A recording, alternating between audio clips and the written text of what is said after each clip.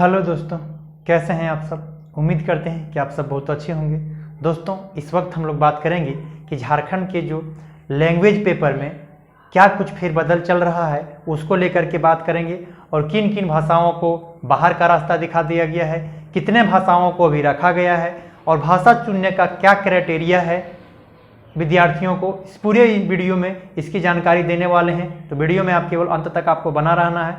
दोस्तों, आपको पता होना चाहिए कि जब हम लोग 10 मार्च को ट्विटर कैंप अभियान जब चलाया गया था, उसी दिन देर शाम तक सभी मंत्रियों का लगभग बड़े बड़े मंत्री लोगों का बयान आना शुरू हो गया था। लगभग 5 लाख के आसपास ट्वीट हुआ था। तो उसी दिन देर शाम तक बड़े बड़े मंत्रियों का बयान आना शुरू हो गया था। ऐसे में शिक्षा मंत्री भी उस दिन प्रेस कॉन्फ्रेंस में आप देखे होंगे, तो वो भी इस बात को कहते हुए नजर आ रहे थे कि नहीं 100% ही होना चाहिए। क्यों नहीं होना चाहिए झारखंडियों का, तो कहते मतलब इस तरीके की बातें तक यहाँ तक भी सामने आया कि 100% होना चाहिए झारखंडियों को, क्यों नहीं होना चाहिए। तो जितने भी दोस्त मित्र प्यारे विद्यार्थियों ने, जितने भी लोगों ने ट्वीट किया उस दिन 5 लाख के आसपास, सभी को मेरे तहे दिल से शुक्रिया, धन्यवाद सभी लोगों को।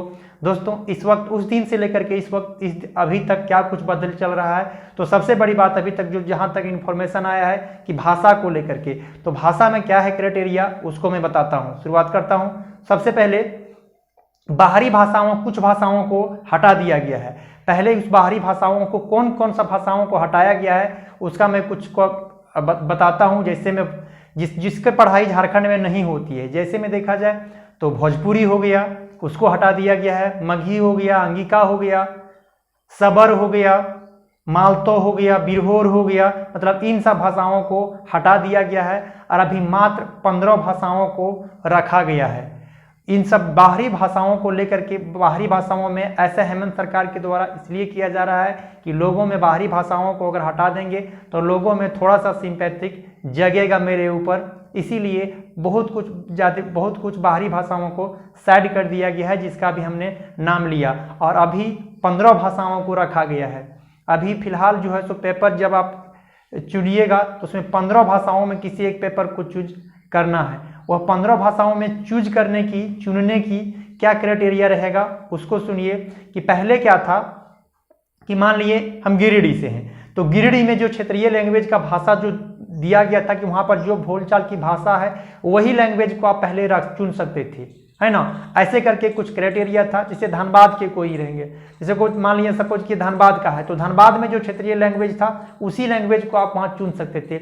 लेकिन इसको अब हटा करके क्या कर दिया गया है कि जो 15 भाषाओं को रखा गया है, जो फिलहाल 15 भाषाओं को रखा गया है, जब आप फॉर्म फिलअप करेंगे तो 15 भाषाओं को ऑप्शन में मिलेगा। तो किसी एक भाषा को आपको चूज करना है, वह कोई भी भाषा हो सकता है, कोई भी भाषा भी हो सकता है। खुशी की बात यही है कि बहुत सारे बाहरी भाषाओं को अब हटा दिया गया है, जिसका हमने पिछले कुछ 1 मिनट के पहले वहाँ से देख सकते हैं कि किन किन भाषाओं को साइड किया गया है और 15 भाषाओं को रखा गया है। और पहले क्या था चुनने का कि नहीं चूज करने का, मान ली सपोज अगर वहाँ कोई जामताड़ा के विद्यार्थी हैं तो जामताड़ा में जो क्षेत्रीय लैंग्वेज है उसी को चूज कर सकता है, अदरवाइज कोई दूसरा लैंग्वेज नहीं चूज कर सकता।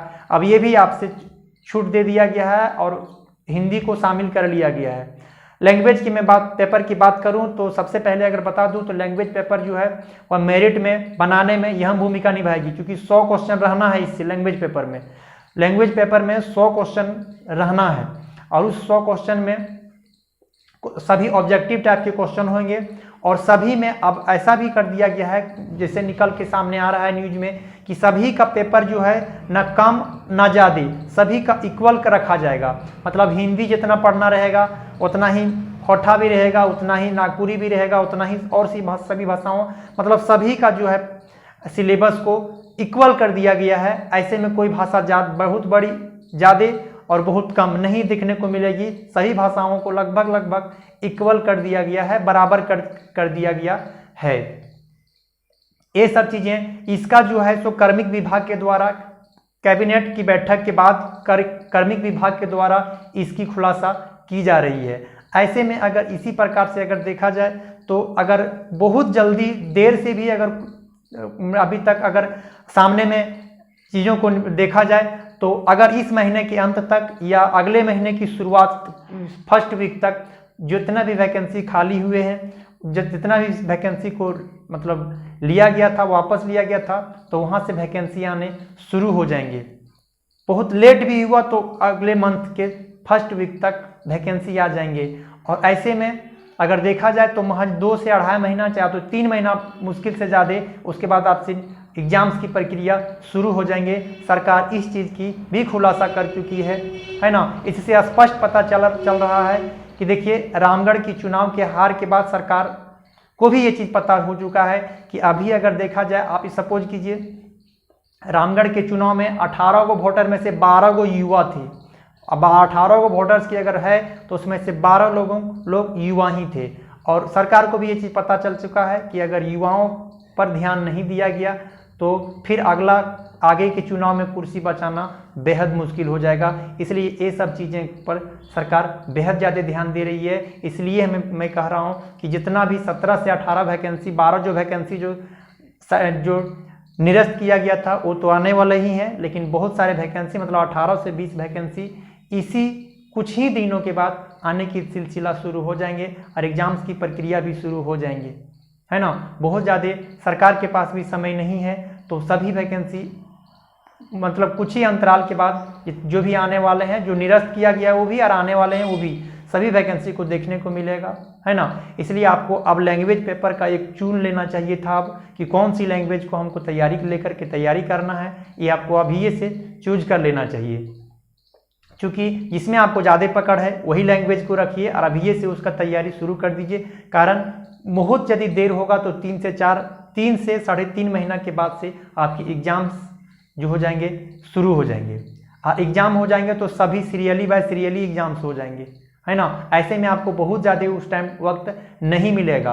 और एक चीज़ मैं और बता देता हूँ कि अगर ये सरकार इस वैकेंसी को भर लेती है और अगला साल आपको ही पता होगा कि चुनाव है 24 में, और उस चुनाव के बाद से फिर आप याद रखिएगा अगला जो वैकेंसी देखने को मिलेगा वो 29 के पहले नहीं मिलेगा, है ना। जब चुनाव आता है सरकार तभी युवाओं पर ध्यान देती है, इसलिए आप 29 के पहले आप कोई भी वैकेंसी उसके बाद नहीं देख पाएंगे। इसलिए आप अभी से प्रिपरेशन में जोर लगाइए।